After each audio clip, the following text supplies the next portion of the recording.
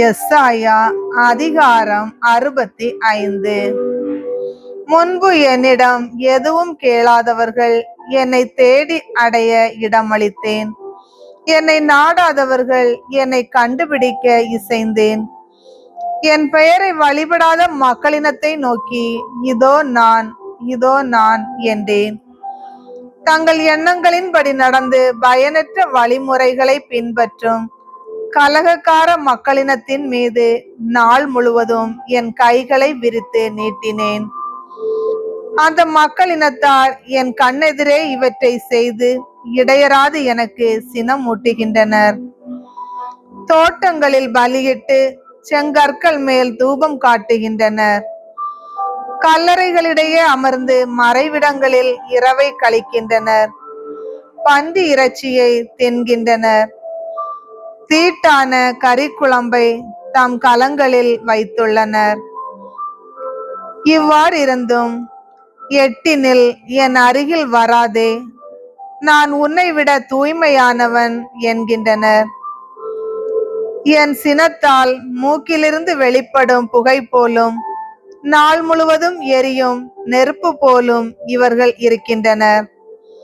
அவர்களுக்குரியது என் முன் எழுதப்பட்டாயிற்று.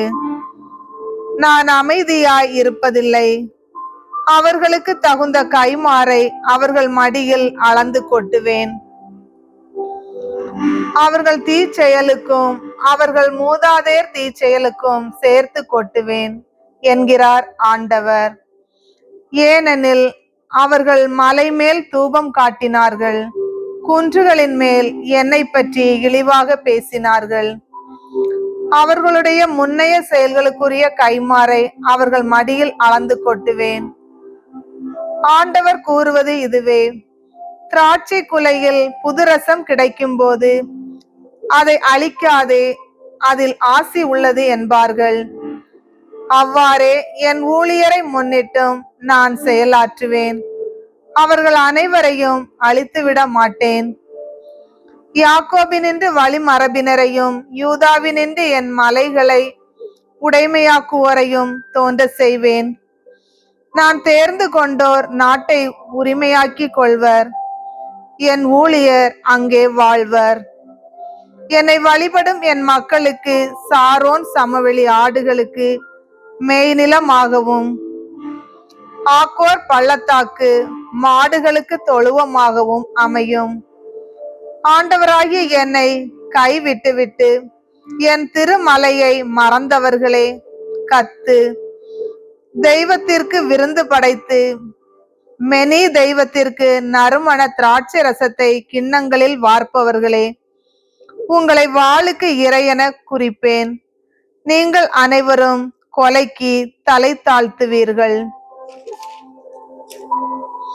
ஏனெனில் நான் அழைப்பு விடுத்தேன், நீங்கள் மறுமொழி தரவில்லை.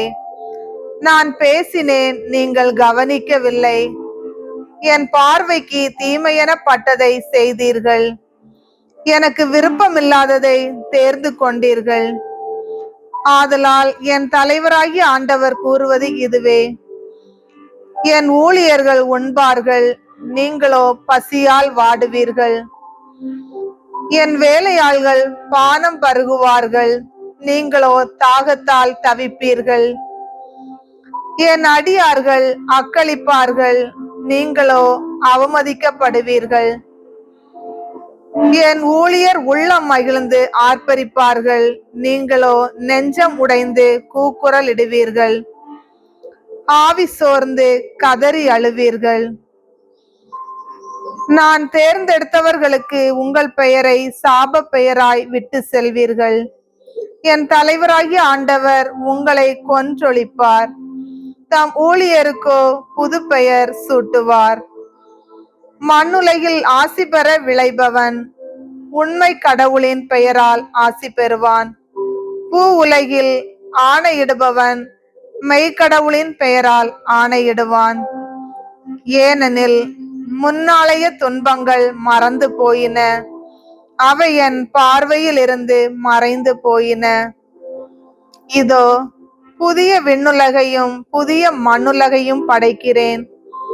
முந்தையவை நினைத்து பார்க்கப்படுவதில்லை, மனதில் எழுவதும் இல்லை. நான் படைப்பனவற்றில் நீங்கள் என்றென்றும் மகிழ்ந்து களி கூறுங்கள். இதோ நான் எருசலேமை மகிழ்ச்சிக்குரியதாகவும் அதன் மக்களை பூரிப்பவர்களாகவும் படைக்கிறேன். நானும் எருசலேமை முன்னிட்டு மகிழ்ச்சி அடைவேன், என் மக்களை குறித்து பூரிப்படைவேன். இனி அங்கே அழுகையும் கூக்குரலும் ஒருபோதும் கேட்கப்படா.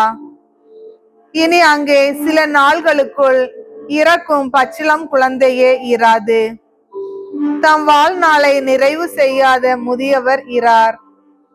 ஏனெனில் 100 ஆண்டு வாழ்ந்து இறப்பவனும் இளைஞனாக கருதப்படுவான். பாவியோ 100 ஆண்டுகள் வாழ்ந்தும் சாபத்திற்கு உட்பட்டிருப்பான். அவர்கள் வீடு கட்டி அங்கு குடியிருப்பார்கள், திராட்சை நட்டு அதன் கனிகளை உண்பார்கள். வேறொருவர் குடியிருக்க அவர்கள் கட்டுவதில்லை, மற்றொருவர் உண்ண அவர்கள் நடுவதில்லை. மரங்களின் வாழ்நாள் போன்றே என் மக்களின் வாழ்நாளும் இருக்கும். நான் தேர்ந்து கொண்டவர்கள் தங்கள் உழைப்பின் பயனை நெடுநாள் துய்ப்பார்கள். வீணாக அவர்கள் உழைப்பதில்லை, தங்கள் பிள்ளைகளை அழிவுக்கென பெற்றெடுப்பதில்லை. ஏனெனில் அவர்கள் ஆண்டவரது ஆசியை பெற்றோரின் வழிமரபினர். அவர்கள் ஆண்டவரின் ஆசியை பெற்றோரின் வழிமரபினர். அவர்களின் தலைமுறையினர் அவர்களுடன் இருப்பார்கள். அவர்கள் வேண்டுவதற்கு முன்னே நான் மறுமொழி தருவேன், அவர்கள் பேசி முடிப்பதற்கு முன்னே பதில் அளிப்பேன். ஓநாயும் ஆட்டுக்குட்டியும் ஒருமித்து மேயும், சிங்கம் மாட்டை போல் வைக்கோல் தின்னும், பாம்பு புழுதியை தின்னும். என் திருமலை முழுவதிலும் தீங்கு செய்வாரும் கேடு விளைவிப்பாரும் எவரும் இல்லை என்கிறார் ஆண்டவர்.